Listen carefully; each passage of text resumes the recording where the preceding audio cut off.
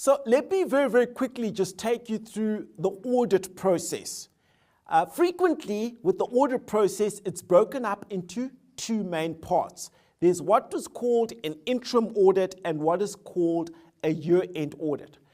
Frequently, the interim audit will take place halfway through the year, and that's when the external auditors will come in and they will test the controls within the company. They will say, does the company have internal controls in place? Are those controls effective? Are they operating as designed? And if they get a high level of comfort that the internal controls are in place and they're operating as designed, it really allows them to do less substantive testing when it comes to the year-end audit. So the first part, the interim audit, focuses on testing the internal controls, identifying weaknesses and making an assessment as to whether the external auditors can rely on those internal controls.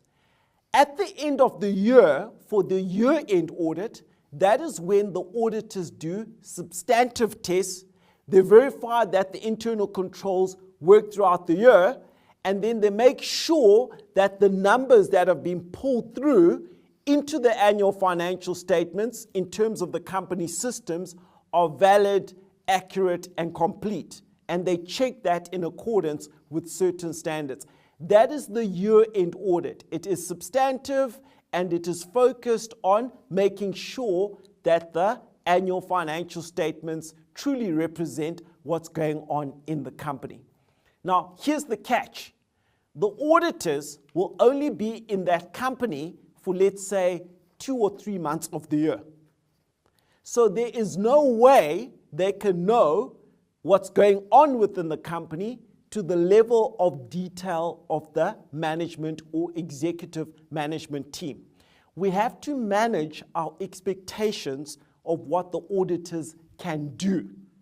They are only in that business for maybe 2 or 3 months, and they're doing their work to satisfy the requirements of an interim or year-end audit. You've got to manage your expectations of what auditors can do being exposed to a company for 2 or maybe 3 months maximum per year.